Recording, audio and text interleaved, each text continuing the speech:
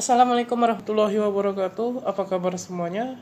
Ananda tentu semangat ya. Tidak lama lagi kita akan menyambut Lebaran dalam waktu ya kurang lebih 6 hari. Oke, ini adalah materi terakhir kita untuk IPS. Bagi yang belum cuci tangan dulu. Atau kalau tidak ada ya kita menggunakan hand sanitizer. Ya, untuk menjaga kebersihan. Ya, tentu semangat puasanya ya. Dan saya harap juga semuanya dalam keadaan sehat walafiat dan tetap semangat dalam menjalankan puasa di tengah pandemi COVID-19 ya. Oke, materi kemarin kita melaksanakan itu materi tentang pergerakan nasional. Ya, tentu saja dari semuanya yang berawal dari Sarekat Dagang Islam, Budi Utomo, Muhammadiyah, Nahdlatul Ulama, Partai Nasional Indonesia, ya, IP atau Indonesia Partids atau Indis Partids ya, Indis Partids. Kemudian dilanjutkan Indonesia Training atau Perhimpunan Indonesia, dan sampailah Kongres Pemuda pada tahun 1928. Oke, kita ketahui juga ini ada hubungannya juga dengan Perang Dunia 1 dan 2 ya. Kenapa? Karena kita semuanya ini berdampak luas ya, ada hubungan juga dengan faktor ekstern, artinya faktor dari luar. Faktor dari luar ya, pada pergerakan nasional itu kita lihat Indonesia di tengah-tengah Perang Dunia Pertama 1914-1918. Oke, berlanjut sampai 1928. Pada tahun-tahun itu Indonesia pada masa kekuasaan Belanda terkenalah dampak ya, kena dampak ekonomi yang sangat-sangat luas. Kenapa? Kita tahu bahwa setelah perang tentu mengakibatkan ekonomi yang sangat-sangat kacau. Tahun 1928 kemudian terjadilah suatu perkembangan yang besar di Indonesia maupun di luar negeri ya, sampailah puncaknya 1938 dan 38 di mana Jerman menguasai seluruh Eropa, dan terakhir 1939 berkobarlah Perang Dunia Kedua. Oke. Pada Perang Dunia Kedua, ya, negara-negara sibuk dalam mengatasi negara induknya masing-masing. Salah satunya adalah Belanda. Belanda pada saat itu juga langsung dikuasai oleh Jerman tahun 1930-an. Ya. Masuk 1941, Jepang masuklah ke Indonesia. Oke, banyak buku di sini salah ketik ya, bahwa kita tahu setelah Jepang menyerang Pearl Harbor pada tanggal 7 atau 8 Desember 1941, pada bulan Januari Jepang langsung bergerak cepat ya ke seluruh Eropa, sampailah ke Asia, salah satunya ke bagian Asia Tenggara, salah satunya Indonesia. Indonesia pada tanggal 11 Januari 1942 Jepang sudah mendarat di Kalimantan, lebih tepatnya di Tarakan. Oke, di Tarakan inilah Jepang menguasai Indonesia. Kemudian 11 Januari 1942 langsung bulan Maret menguasai daerah Jawa. Ya, kebanyakan buku menulis 1942 pada bulan Maret, padahal itu salah ya.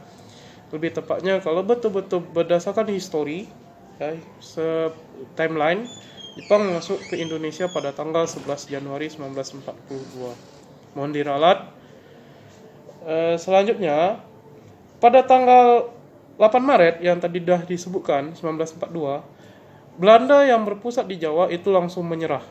Kita ketahui bahwa pada masa itu Indonesia dikuasai oleh Belanda melalui gubernur militer, bukan Perdana Menteri Belanda ya. Karena ya secara politik pasti ada untung dan ruginya. Untungnya apa? Kalau dipimpin oleh gubernur militer, ketika perang maka daerah kekuasaan bisa ditarik kembali, berbeda dengan yang dari sipil. Kalau sipil sudah terjadi perang, maka akan sulit untuk ditarik kembali daerah jajahannya bagi daerah induk. Ya, mungkin ada tambahan, mohon di komen di bawah ini. Oke. Ini ada beberapa hal dalam usaha-usaha Jepang, salah satunya saya ambil 3 saja untuk menarik simpati bangsa Indonesia untuk bekerja sama dengan Jepang. Kita paling terkenal akan adanya gerakan 3A. 3A. Apa? Nippon Cahaya Asia, Nippon Pemimpin Asia, dan Nippon Pelindung Asia, ya. 3A, gerakan 3A.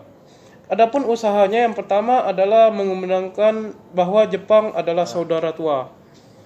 Ini sesuai dengan semboyan Jepang pada Perang Dunia Pertama, yaitu menyemangati adanya gerakan Hako Ichihu, artinya dunia ini adalah satu saudara. Ya. Dan di mana para militer Jepang mempunyai semangat Bushido, yaitu semangat pantang menyerah bagi kalangan tentaranya. Kemudian pada bagian kedua membolehkan penggunaan bahasa Indonesia. Inilah Indonesia bebas menggunakan bahasa selain bahasa Belanda pada masa itu yang berasal dari rumpun Melayu. Bahasa Indonesia inilah pertama kali diresmikan sebagai bahasa nasional selain bahasa Jepang. Memang pada masa penjajahan Jepang bukan hanya bahasa Indonesia saja, bahasa Jepang pun sebagai bahasa pengantar juga. Disinilah orang Indonesia mengenal baris berbaris, upacara, ya, tata tertib aturan militer, dan administrasi yang baik. Selanjutnya Jepang pun memenangkan untuk selalu memutar lagu Jepang di setiap sudut daerah. Ya, selain penggunaan bahasa Indonesia, dan juga mewajibkan untuk penduduk Indonesia membunyikan lagu-lagu Jepang. Selanjutnya pada bagian ketiga adalah orang Indonesia boleh mengikuti organisasi-organisasi manapun. Ini berbeda dengan Belanda. Belanda dulu sangat membatasi orang Indonesia mengikuti organisasi ataupun ikut partai maupun sampai ke Dewan Rakyat. Akhirnya apa? Jepang mengizinkan orang Indonesia masuk ke bagian yang resmi seperti lembaga masyarakat, ya, lembaga militer dan sebagainya. Kenapa? Ya, salah satunya untuk menarik simpati Indonesia, bangsa Indonesia untuk membantu Jepang di kancah Perang Dunia Kedua. Ingat, Jepang membutuhkan seluruh pasukan-pasukan yang ada di seluruh Asia, termasuk Asia Timur, Asia Tenggara, untuk memperbanyak tentaranya. Untuk mendapatkan kemampuan itu tentu butuh masyarakat yang puas. Ditambah lagi Jepang pasti mengira kalau tidak dapat ini pasti dia akan kalah Perang Dunia Kedua. Memang betul, tahun 1945 Jepang kalah Perang Dunia Kedua. Ya, selain karena masalah tentara juga karena perlengkapan yang sangat-sangat, ya, tidak sedikit harus keluar dalam biaya untuk perang, sehingga banyak korban jiwa. Ditambah lagi teknologi yang semakin canggih pada masa itu, penggunaan bom atom dan ya yang setaranya. Oke, ini ada video yang mengenai tentang perlawanan pada masa Jepang. Ada cuplikannya di sebelah.